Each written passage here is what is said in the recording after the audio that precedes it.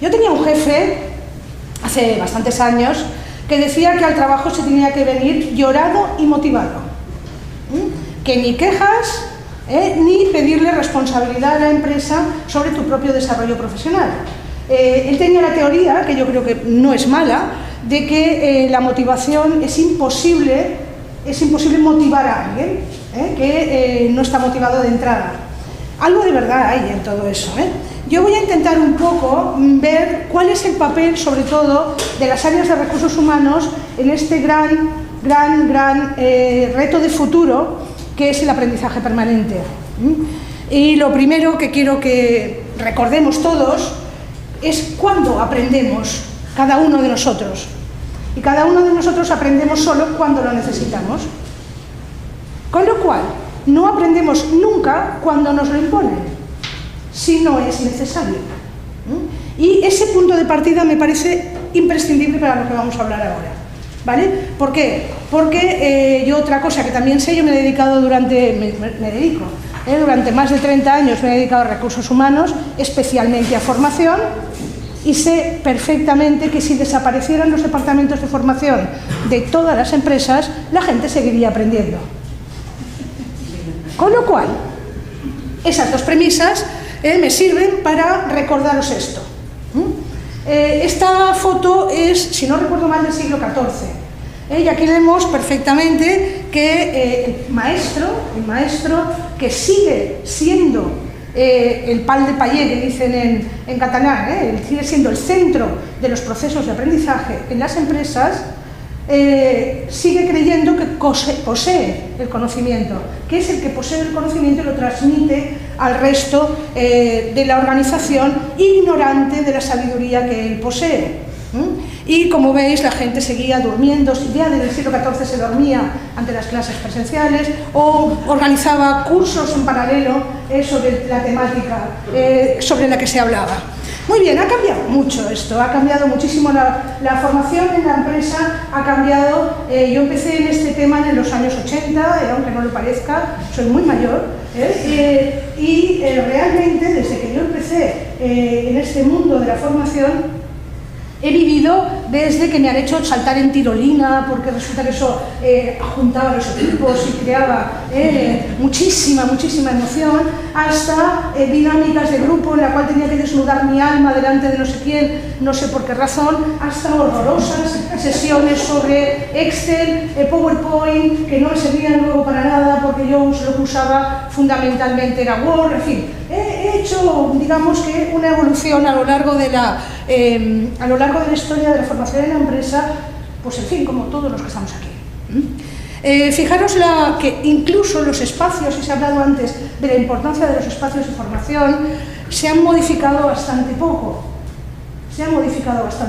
Porque incluso el famoso e-learning, que en este país, desgraciadamente, al 90% tenemos que llamar e-reading, no e-learning, incluso en el caso de la formación online, en los famosos Hangouts hay alguien que habla y los demás que escuchan. Y yo cada vez que organizo una sesión en Google Hangout, lo primero que me preguntan es, pero oye, ¿quitarás el sonido de los asistentes? Pues no, quiero que hablen. Muy bien. Fijaros una cosa, han sucedido muchas cosas últimamente que nos han alterado, no nuestro trabajo, han alterado nuestra vida.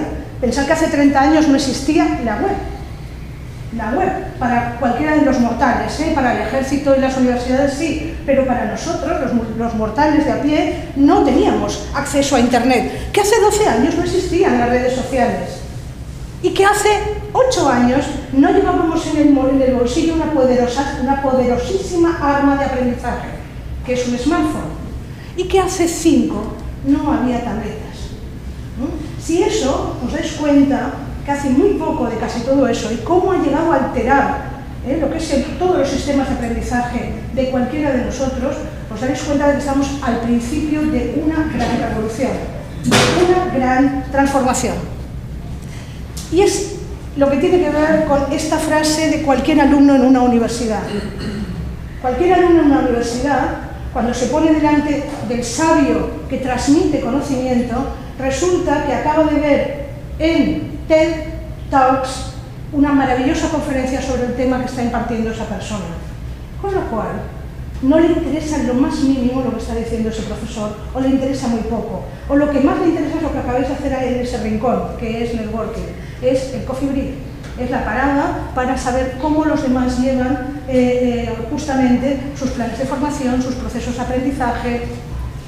Muy bien, y además resulta que toda la formación formal que hemos recibido nosotros en la universidad, en los másters, en los cursos que hemos hecho a lo largo de nuestra vida, en este momento solamente dicen que solamente un 10% de lo que hemos aprendido de forma formal nos sirve para desarrollar nuestro trabajo.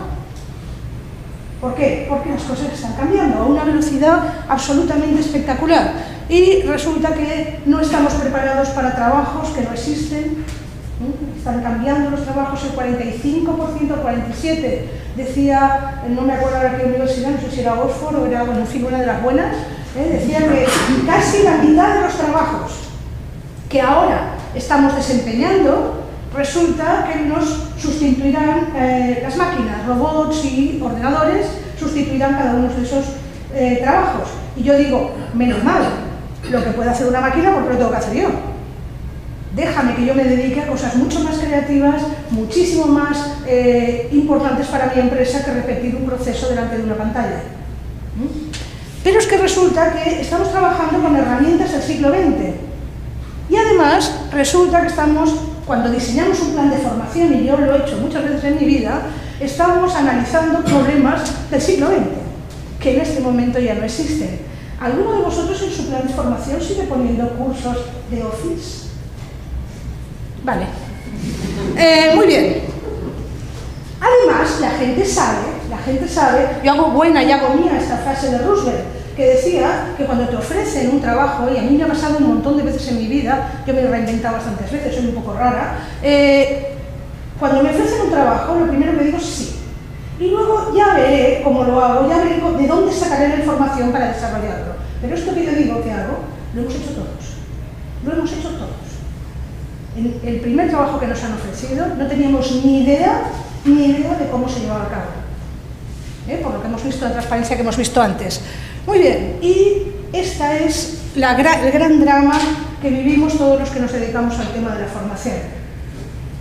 Y hablando en el Coffee Break, que ya digo que es el momento más interesante del día siempre, hablando un poco de este tema, resulta que además el abandono en formación afecta fundamentalmente a las personas que ostentan un cargo. Cuanto más arriba, menos formación. Cuanto más arriba, menos idiomas. Cuanto más arriba, más alumnos, con perdón. Y eso es fundamental de cara al diseño de planes de formación.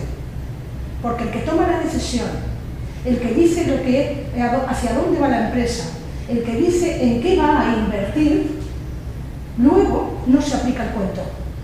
Y ni aprendizaje permanente, ni políglota, ni sabe hacia dónde va la empresa.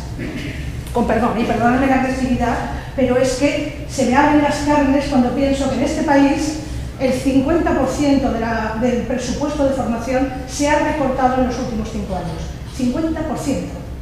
Estamos en este momento invirtiendo la mitad de lo que se invertía en el año 2008, es el primero de la crisis, 2008. Y eso es una tragedia. ¿Por qué? Porque las organizaciones siguen pensando que la formación es un gasto, no es una inversión. Siguen considerando, de forma paternalista, que hay que formar a los empleados en aulas cerradas, con la gente sentada como estáis aquí, transmitiendo conocimientos que están obsoletos en el 90% de las ocasiones. En fin, el nivel de abandono de nuestro país de cualquier actividad formativa, os he puesto del e-learning, que es una pasada, pero es que de lo presencial, lo comentábamos antes, yo hago mucha formación presencial, un montón, y del primer día al último de curso, bueno, esta es otra. Normalmente no hago cursos de más de 3 días, no sea que, en fin, abandonen el puesto de trabajo tantas horas, por favor. En fin, del primer día al último normalmente suelo tener la mitad de la gente. Muy fuerte. Muy bien. Vamos a ver cómo aprendemos. Este es, no sé si lo recordáis, lo que tenéis a la izquierda, es el diseño de cómo se hace un plan informativo del Forcem, de la tripartita. La tripartita nos da las indicaciones de cómo hay que hacer el análisis de necesidades, cómo hay que diseñar el plan de formación, cómo hay que organizar el catálogo formativo, en fin. Y resulta que ese diseño es de Lemoterf, mediados del siglo XX, tiene unos 80 años este diseño. Este diseño que es lo más moderno que aplicamos nosotros, detección de necesidades formativas, preguntarle al jefe qué quieres y qué contesta el jefe, lo mismo que el año pasado. ¿Me pones un poquito más o un poquito menos? ¿Un poquito y medio? Vale.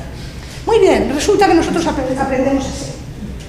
Googleando, entre colegas, le preguntamos al de al lado, ¿y esto cómo se hace?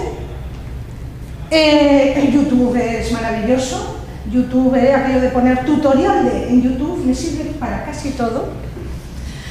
Por supuesto, aprendizaje experiencial, esto sobre todo los más sofisticados, las más sofisticadas empresas y los más sofisticados técnicos sí que disponen de, en fin, simuladores que de alguna manera replican la realidad, o por ejemplo yo probé hace poco las gafas de Google, bueno, auguran unas maravillosas posibilidades para la formación permanente. Y en las redes sociales, todo lo que yo sé sobre redes sociales lo he aprendido en Twitter, lo he sacado de Twitter, con lo cual es uno de mis grandes maestros, de mis grandes recursos de aprendizaje están en Twitter. Muy bien. La cuestión es que en este momento el aprendizaje es social. Todos nosotros aprendemos de los demás. Como los niños. Los niños lo que hacen es imitar. Nosotros lo mismo, exactamente igual. Los adultos aprendemos de la misma manera, preguntando a los demás. Y una de las obsesiones que yo tengo siempre es justamente convertir en cualquier empresa a todos los empleados en maestros. Todos los empleados tienen el conocimiento sobre algo, potente conocimiento sobre un área que importa a la organización, y todos los empleados, por lo tanto, pueden ser buenos formadores. Muy bien, así que prácticamente el 80% de nuestro aprendizaje en la empresa resulta que es informal, no tiene que ver con el plan de formación. Ya lo sabíamos, ¿verdad? Lo sabíamos o lo sospechábamos. Y además, encima, los departamentos de formación nos hemos centrado muchísimo en lo que hemos llamado conocimiento explícito, todo aquello que se puede meter en un libro, en un artículo, en un informe, todo aquello que se puede registrar. Mientras que sabemos que gran parte del aprendizaje tiene que ver con lo que se llama conocimiento tácito, todo aquello que se transmite a través de la experiencia. Todo aquello que de alguna manera no se puede meter en un libro, en un texto, en un artículo, sino que se transmite por la conversación, se transmite hablando, se transmite en el coffee break, en las comidas de trabajo, fuera en la calle cuando se hace un cigarrillo en una pausa de la empresa. Ahí se transmite el conocimiento tácito, ahí es donde nos enteramos de qué cosas son tabú en la empresa, de qué cosas al revés en este momento le preocupan más a la empresa. La mayor parte de decisiones trascendentes en una organización no se llevan a cabo jamás en una reunión formal. Se toman en momentos informales. Eso nos tendría que a los recursos humanos hacer pensar cómo reproducir coffee breaks en cualquier rincón para que la gente aprenda. Muy bien, y esta es mi tesis. Esta es mi tesis que además coincide con, ya veréis, con muchos aspectos del estudio que ha hecho de cuáles son los grandes motivadores de la formación. Fijaros, mi tesis es que la única manera posible de que la gente realmente aprenda y esté pendiente de su desarrollo profesional, esté pendiente de su crecimiento personal, o sea, del crecimiento de su empresa, tiene que ver con el empoderamiento. Tiene que ver con hacerle responsable, hacerle sentir que es dueño de su trabajo y de que su empresa es suya, es suya. Por eso esa tendencia que hay ahora tan importante a decirle a la gente, oye, mira, yo no te voy a contratar, tú vas a ser autónomo, ¿vale? pero vas a trabajar aquí cada día. Eso es una tendencia curiosa.